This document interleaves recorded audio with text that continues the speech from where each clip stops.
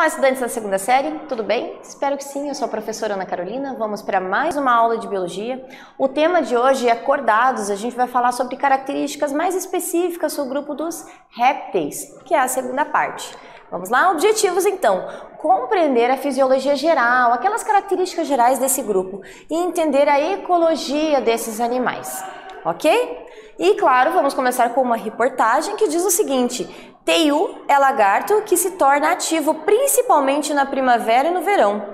Espécie que pode medir até 1,5 m, ocorre em quase todo o país e costuma hibernar nos meses mais frios. O que é hibernar, né? O processo de hibernação é quando o animal, por exemplo, ele baixa muito o metabolismo dele, a ponto de ficar tão lento que o coração bate um pouco mais devagar, a respiração é bem pouca, né, em pequena quantidade, e assim ele consegue não gastar muita energia e ele permanece dormindo durante a época fria, né, os meses mais frios, tá?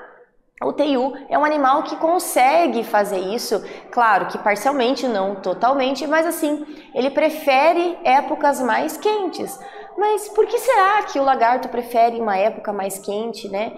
Bom, se a gente pensar que os lagartos não conseguem ainda manter a temperatura constante, como os anfíbios, como os peixes, que também não têm essa capacidade, aí a gente consegue entender, não é mesmo? Então, é um animal que ocorre em quase todo o país, mas nos meses mais frios a gente praticamente não encontra eles. Por quê? Porque eles estão hibernando, ok? Então você já deve ter visto um teiu parado em algum lugar longe da sombra. Com base em tudo que você já viu sobre o grupo dos répteis, né? Como que você poderia explicar esse comportamento? Por que será que a gente encontra, então, lagartos, teius parados no sol? Eles ficam assim para que o corpo deles consiga se aquecer com o calor externo. Eles são ectotérmicos, né? São animais que não conseguem manter a temperatura do seu corpo de forma constante. Por isso, eles precisam que o meio ajude a aquecê-los. E é por isso que esses animais, né, vários deles a gente encontra aí parados, se aquecendo, né, em contato com o sol, ok? Com a luz do sol. Então, características gerais, né? Então, a primeira característica e mais marcante, como a gente falou já, é a ectotermia, né? Então, é um mecanismo de regulação da temperatura corporal a partir de uma fonte de calor externa. Isso quer dizer que eles não são como os mamíferos, por exemplo, ou as aves que conseguem manter a temperatura corporal constante sem praticamente ajuda externa, né? Eles precisam basicamente de toda a ajuda externa possível para que consigam de fato manter essa temperatura constante, certo? Então por isso que a gente encontra eles mais em atividade durante a metade do dia, certo? A respiração desses animais é feita por pulmões, então a gente viu no grupo dos anfíbios, né, que tinha a respiração cutânea, ou seja, através da pele, mas como os répteis têm a pele mais espessa, aí sim a respiração fica exclusivamente pelos pulmões, tá? E é um pulmão parenquimatoso, né, tem câmaras internas, tem os alvéolos pulmonares, que é bem diferente se a gente fizer uma comparação com os pulmões que parecem sacos, né, saculiformes dos anfíbios, que eram pulmões mais simples, tá? Justamente porque eles tinham também a respiração cutânea. Répteis já não têm. Bom, vamos para a primeira atividade então. Um grupo de turistas visitou um parque estadual com o objetivo de observar lagartos. Tá? Saíram para uma observação em campo, né, pela parte da manhã, o céu estava nublado, a temperatura em torno de 18 graus. Avistaram apenas algumas aves e um tamanduá mirim. Como você explicaria o fato de que eles não conseguiram ver nenhum lagarto? Por que será que eles não conseguiram ver nenhum lagarto? Mais um pouquinho, eu já volto com a resposta.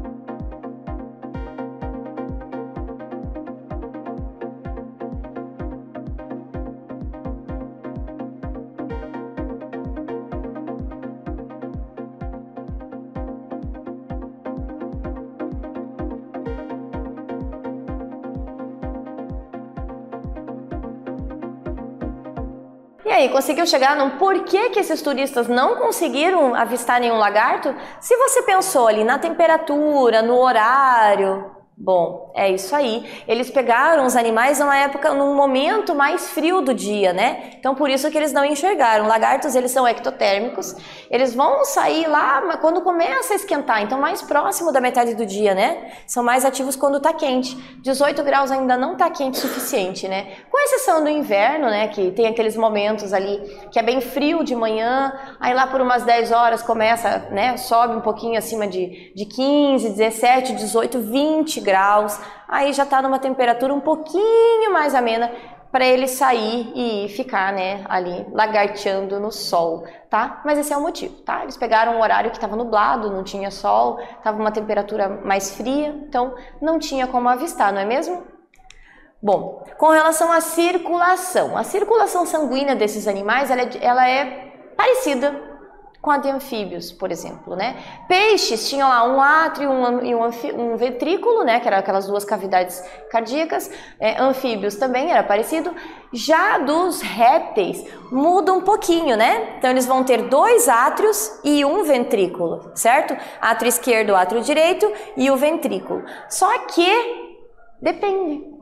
Dentro do grupo dos répteis tem 2 tipos de coração diferentes, tá? Dos não crocodilianos. Aí entra então os texudines, né? Cágado, jabuti, né?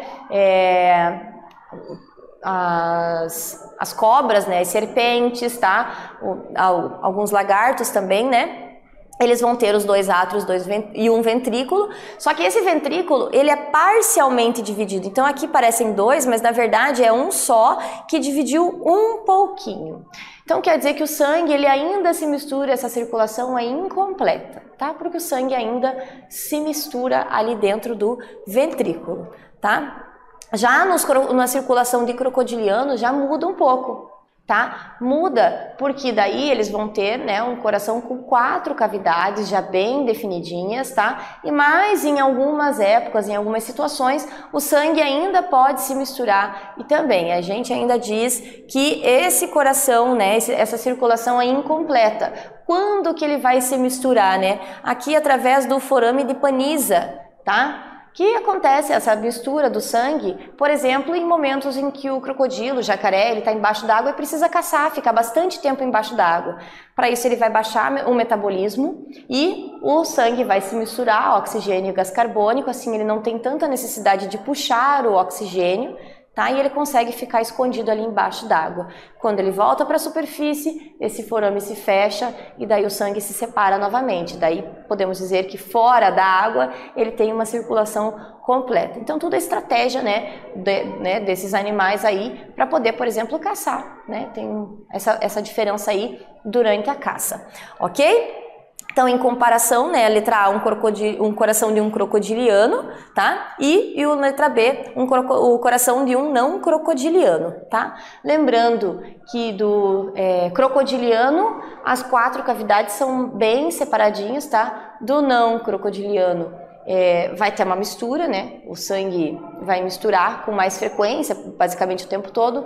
Do crocodiliano, não, tá? Com relação ao sistema digestório, então o sistema digestório é completo, começa com boca, termina com o ânus, tá? Tem boca, faringe, esôfago, estômago, intestino e cloaca, certo? Através da cloaca ali é que vão sair os restos, né? Tanto dessa alimentação, junto com excretas e tudo mais, tá? Os crocodilianos têm a moela também, que vai auxiliar aí na digestão mecânica, que faz o papel, por exemplo, dos dentes, né? Tá? A excreção, os répteis, eles vão excretar ácido úrico, tá? Essa substância mais pastosa, né, que tem pouca água, e é justamente pela cloaca, parecido com aves, por exemplo, tá? A excreção desse ácido úrico permite maior economia de água pelo animal, e é por isso que esse grupo de animais conseguem viver em regiões que são mais secas.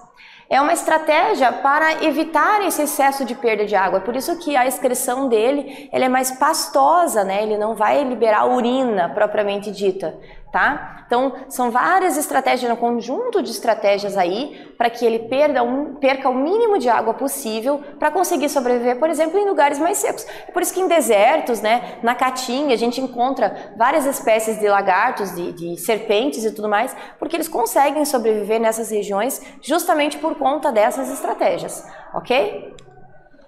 E com relação aos órgãos dos sentidos desses animais, né? Eles vão ter olhos com pálpebras, como aqui do lagartinho, né? E essa membrana nictitante, né? Que vai vai manter a lubrificação ali do olho, vai manter essa proteção. Assim o animal não perde água, o olho não resseca, né? E ele consegue manter ali, né? E também ele vai ter as glândulas lacrimais que vão atuar ali junto com a membrana, tá? Justamente nessa proteção ali para evitar a perda de água em excesso, para lubrificar os olhos e para que eles consigam sobreviver nesses ambientes mais secos, ok? Outras espécies, né, algumas serpentes, por exemplo, elas vão ter a fosseta loreal, né, que é essa abertura aqui próximo entre as narinas e os olhos, tá, que vai possibilitar a percepção, né, da presença de outros animais vivos por meio do calor. Então essa fosseta loreal está presente, por exemplo, numa serpente como a cascavel. A cascavel tem essa fosseta loreal bem, né, específica e que ela vai auxiliar o animal a perceber o ambiente, a se localizar, a se locomover, inclusive, né, para saber onde ela tem, e quando ela auxilia também durante a caça, tá? Então vai perceber o calor do corpo de outros animais ali através da fosseta loreal. Inclusive a fosseta loreal é uma das formas da gente conseguir identificar, por exemplo, uma serpente que seja, né, perigosa, como a cascavel, né? Ok? A reprodução. Com relação à reprodução dos répteis, ela é um tanto variada, né? Em geral, eles botam ovos com cascas, tá? Então, a reprodução é sexuada, tá? Então, tem macho e fêmea, com fecundação interna. A maioria deles é ovíparo, ou seja, bota ovos com casca, né? Essa casca evita a perda de água para o ambiente, protege, simula um ambiente aquático, só que alguns podem ser ovovivíparos. O que significa um animal que seja ovovivíparo? Quer dizer que ele bota o ovo, mas o ovo não sai do corpo, fica, né? Ele se desenvolve, o embrião dentro do ovo se desenvolve dentro do corpo, né, da mãe. E daí depois, quando está pronto para nascer, ele vai eclodir, daí sim ele vai sair, né, vai nascer de fato, sair do corpo da mãe, ok? Isso é uma espécie ovovivípara. Já com relação à determinação do sexo, aí nós temos uma diferença também, porque a temperatura pode influenciar, tá? Então, ela vai depender da temperatura de incubação dos ovos. Nas tartarugas, por exemplo, baixas temperaturas vão gerar machos e altas temperaturas fêmeas. Nos lagartos e crocodilianos, baixas temperaturas geram fêmeas e altas temperaturas machos, já é o contrário, né? Entre outros grupos, né, das anfisbenas, por exemplo, altas e baixas temperaturas vão gerar fêmeas e já uma temperatura intermediária gera macho. Então, dentro dos grupos dos répteis, a gente tem diferenças ali que podem, né, influenciar na geração de um ser vivo macho, outro fêmea, tá? E, por exemplo, a areia quente demais vai ter a tendência, por exemplo, de gerar mais tartarugas fêmeas, certo? Vamos para a segunda atividade, então. Tartarugas marinhas fêmeas do maior e mais importante berçário de tartarugas do Oceano Pacífico, as ilhas do norte da Austrália, superam o número de machos em 116 para 1. Olha que diferença, né? É mais de 99% de fêmea, afirma a revista National Geographic. Pensando sobre como acontece essa determinação do sexo das tartarugas, né? Lembrando que quando a gente fala tartaruga marinha, tá? De água doce seriam cágados, ok? O que pode estar causando esse fenômeno? Por que será que tem tanta fêmea ali naquela região, ao invés, e tem tão poucos machos? Pensa um pouquinho e eu já volto com a resposta.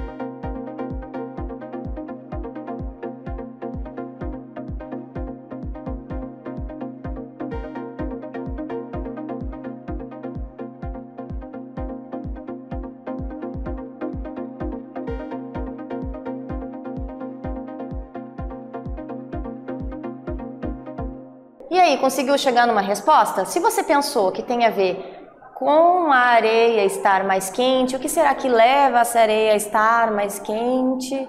Meio caminho andado, né? Então, assim, o aquecimento global é uma das principais causas, tá? Porque regiões litorâneas, por exemplo, tem aqueles calores extremos, tá? Consequentemente, a areia vai ficar mais quente, vai superaquecer e assim os ovos vão gerar mais filhotes fêmeas. Lembrando que a tartaruga marinha, ela sai da água do mar para botar seus ovos dentro da areia, né? Ela cava buracos na areia, bota seus ovos ali, fecha e vai embora.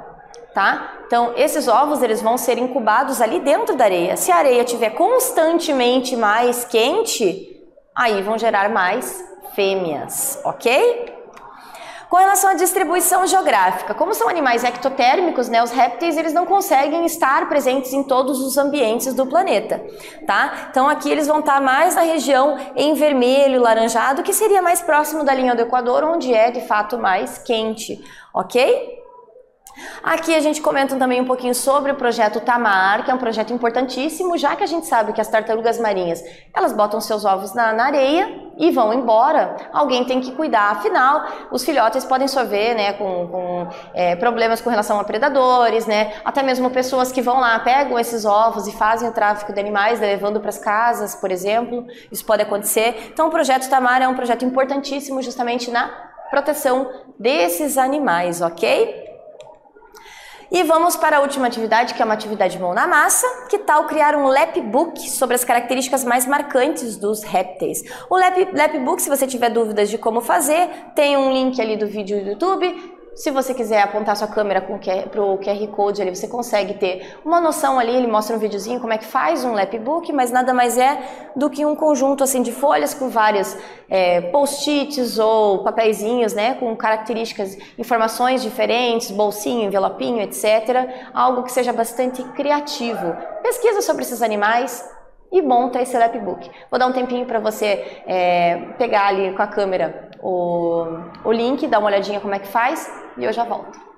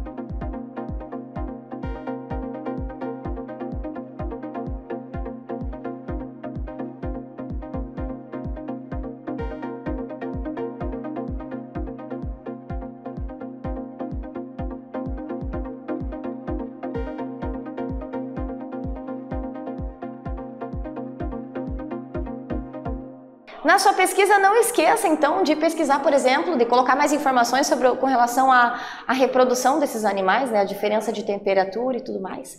Ok? Bom, nessa aula, então, nós falamos sobre a fisiologia, né? Dos répteis, ecologia, determinação do sexo desses animais, essas diferenças. Eu espero que vocês tenham gostado e até breve.